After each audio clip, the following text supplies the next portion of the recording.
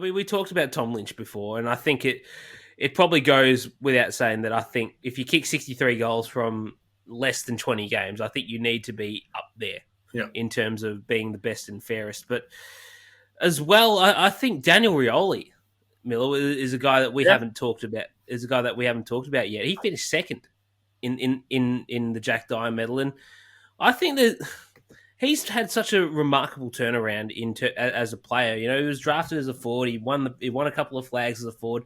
Then then he was a bit maligned for not impacting the scoreboard as much as others around him. But 2 years ago, he got switched into the defensive half, and he's just taken it upon leaps and bounds since then. And I think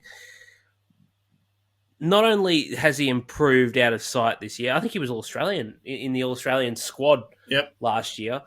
But not only is he improved, but he's gotten to that point now where he's being formally recognised by the competition.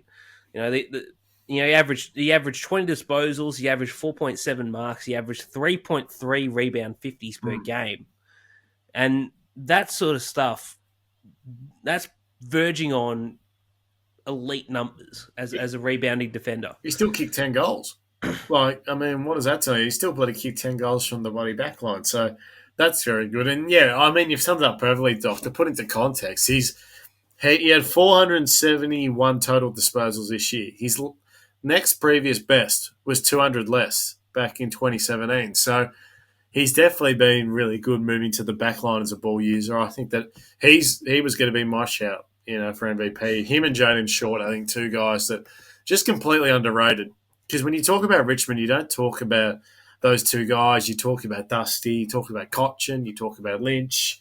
You don't really talk about the Jaden Shorts and Riolis, but they've become beyond critical parts of just how well functioned this Richmond team can be.